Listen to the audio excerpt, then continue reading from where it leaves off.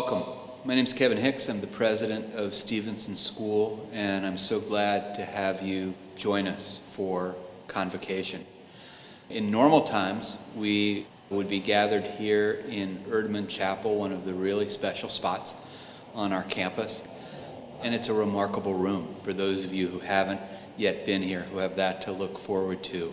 It's where for many decades, generations of members of the Stevenson community have come to celebrate and to deal with very serious things too. I do want to take a moment to settle in to what this ceremony is about. But before I do so, I want to explain a few things. First of all, who am I? What does it mean to be the president of Stevenson School?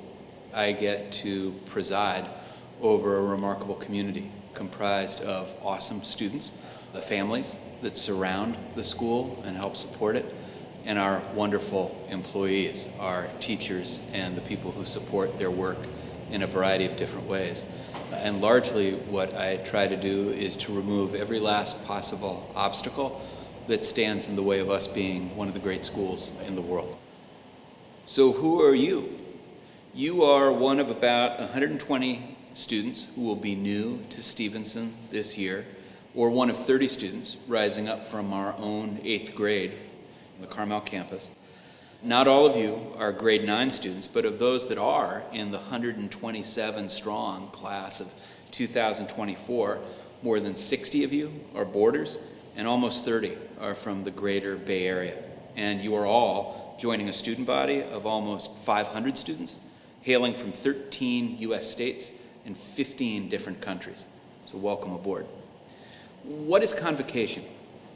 Convocation honors the fact that this is one of those moments in life that is both the end of something and the beginning of something. The end of what life was like before you came here and the start of what it means to be a Stevenson student.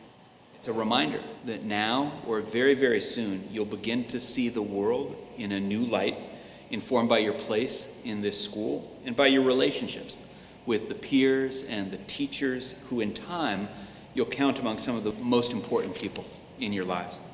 Convocation is also an opportunity to remind you that you're part of a lineage, and it's a lineage that I share with you as a graduate of this school. Of the many things that means, I invite you to remember this most centrally.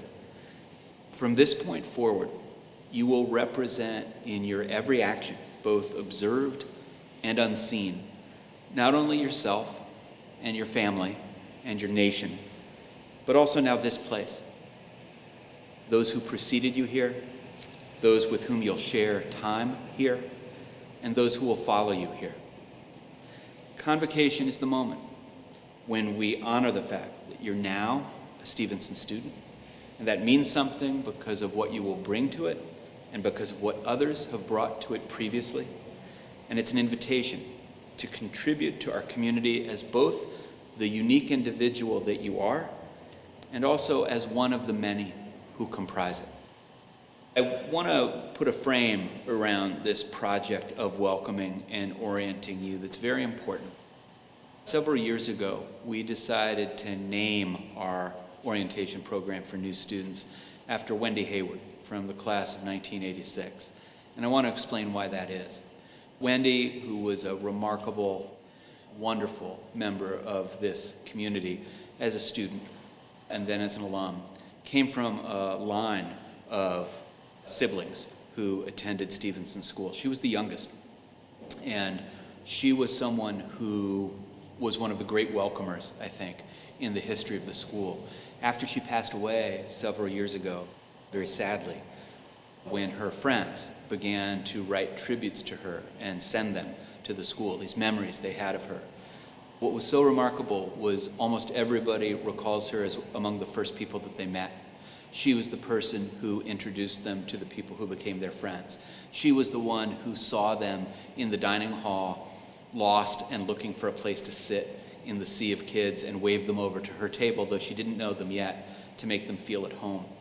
Because her older siblings had preceded her, she felt very comfortable here, and she could have easily hoarded that comfort for herself instead of spending it on others' behalf as she did. And so when she did pass and we received all these wonderful memories of her, it seemed so fitting for us to name the project of welcome after her. The older students, the more experienced students who are part of welcoming you here, are passing on essentially the great benefits that they received from the students who did the same for them to you. And in the full course of time, when you're juniors and seniors, you too will be able to help welcome new students in Wendy's spirit, just as you're being welcomed in hers. I have my own contribution to make to your orientation, and I want to do it by suggesting 5 goals to guide your approach to this semester. The first is adjust to your new environment. The second is recalibrate your skills. The third is develop, refine, and train your team. The fourth is lean into discomfort. And the fifth is choose your habits. Adjusting to your new environment, that's always meant one thing historically when we actually get to start the year here together. It means something quite different, obviously, when we're starting the year in the mode that we are remotely. So when I say arrive and make a home here, I'm maybe talking a little bit more metaphorically than usual, but I also would really encourage you to think about the things that you would be doing were you here, were you physically present, and to try to translate those things to our remote environment. It's still going to involve reaching out. It's still going to involve doing your best to connect with other people, with learning the ways of the school, by being a good student of the way that the school works. But that's an important piece of this, is recognizing that you're in a new place and learning the lay of the land. Recalibrating your skills. You need new tools for new challenges. Whatever the skills were that you were using previously at your old school, whether you were an 8th grader or a first-year student somewhere else and you're now transferring to Stevenson, those skills brought you enough success that you earned a place here, but they're not enough in and of themselves to bring you success, given the new challenges that you're going to face. Much of the challenge of the opening semester is looking for ways, ideally by seeking some advice from experienced others, looking for ways to refine your skills so that they're a good match for the challenges that you're going to face now in a variety of different ways. Third, develop, refine, and train your team. You have new peers, you have new teachers, you have an advisor who will be a very special component of your experience here. And you also have new roles for your family members, parenting from a distance. We've used the term several times in the project of orientation thus far. You have a constellation of advisors. It means there are many people who surround you, who are here to help. What can you do to help support their work of helping you? Be patient, reach out, and most importantly, keep it real. The only way to build an authentic relationship with someone is to be willing to disclose your true self. To present anything other than that is to spend a lot of energy making a relationship that's not grounded in any kind of reality, and it's not going to be there when you most need it. Lean into discomfort is number 4, and the idea that I have in mind here comes from the natural world. You know, animals in the wild, when they're wounded, pretend that they're not as a defense mechanism. And why do I mention that? Because in all likelihood, you're going to know that you're having a hard time before anyone else does.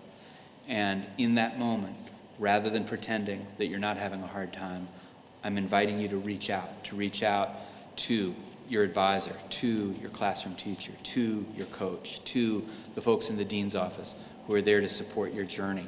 Reach out. It's an important opportunity for you to cross over thresholds that previously have seemed scary by just choosing, willing yourself to believe that on the other side lies happiness, on the other side lies a sense of belonging, but it's going to require a little bit of work, especially because of the way that we're beginning the year. Lastly, in terms of this list, choose your habits. Inside of 3 weeks, you're going to have a bunch of habits, and they're either going to be habits that you fell into somewhat mindlessly, perhaps as an extension of whatever approach you were taking to last spring, or they're going to be habits that you chose from a place of real thoughtfulness, based on the advice that you've received in response to questions that you've asked. One way or another, the habits that you have 3 weeks from now are going to be hard to break. So I'm really encouraging you to give thought to choosing these habits, habits of engagement with school, habits of engagement with new friends, with teachers, with all of the life that you're living that's real, separate from what you're going to be experiencing on the screen. And here, I'll just offer a reminder of the school's really wonderful Latin motto that dates to its earliest days, Suaviter in modo, fortiter in re, which translates as gentle in manner, resolute in action. It teaches us humility and perseverance, grit and grace, and it's a great lucky coin to keep in your pocket as you move forward. Now, some other remarks after that list. I want to remind everybody that Stevenson School is really the original home of the growth mindset. This is a place where we want to begin and end every day saying, I belong here, my ability and my confidence grows in relation to my effort, I can succeed, this work has value for me, and to struggle is not to fail. I want to remind you, as you begin the year, that archers aim at the center of the target, no matter whether they are beginners or experts, because there's no other place to aim. You have to risk setting an intention. Why is there risk in setting an intention? Because you may not achieve your goal. And it can sometimes seem incredibly appealing to maybe not set a goal and not have to worry about failing, but that's sort of like playing tennis with the net down. It's not going to get you very far.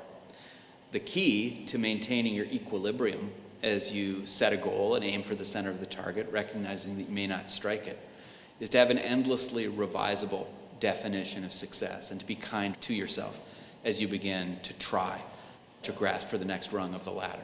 And again, this is the culture of our school. You're surrounded by people who are going to be doing their best to live this way. You're among friends and supporters as you do so. And there are lots of people who are going to buoy you up over the coming weeks. You happen to be beginning your Stevenson journey at a remarkable moment in national and global history. It's a very hard moment. It's a harder moment than any of us could have anticipated just several years ago. But here we are. And the hardness of that moment actually touches upon the mission and purpose of Stevenson School going back a very long way. We seek to cultivate an environment of safety and thoughtfulness and care here such that young people like yourselves can determine how best they will serve the world, how best they will live a life of consequence to others, and develop the skills that they need to go forth and make the world a better place. We don't try to live in a bubble, but we do try to protect what this community is meant to be about so that people can engage with one another in that way and build the capacities that they need to make the world a better place. You will have moments of great triumph, and you will have moments of real challenge. And that's not just true while you're here as a student, it's true for the rest of your lives. And along the way, one of the things that you will turn to now by virtue of being a student of this school and eventually an alum of this school is the school prayer. Whether or not you are a particularly religious person or you come from a faith tradition or not, the school prayer stands as a kind of invitation to tap into this river of energy that has run through the school since its founding in 1952. It comes to us from the writings of our namesake, the 19th century Scottish writer Robert Louis Stevenson, who visited the Monterey Peninsula for a few months in 1879. He came here to this region, which is known as the greatest meeting of land and sea in the world, on the most desperate of romantic quests. He was chasing after a woman that his contemporaries referred to as the one woman in the world worth dying for. And when he got here, he was so sick from his journey that he almost did die.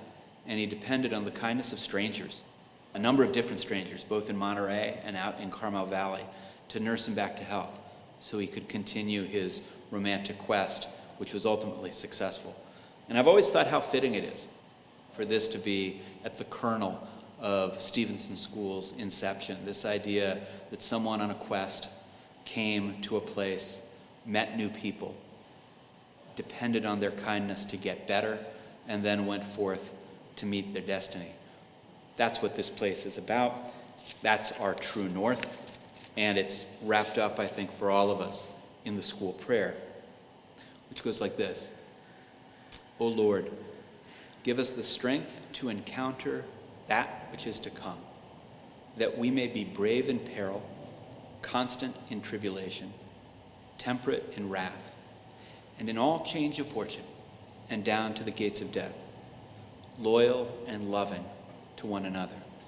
Amen.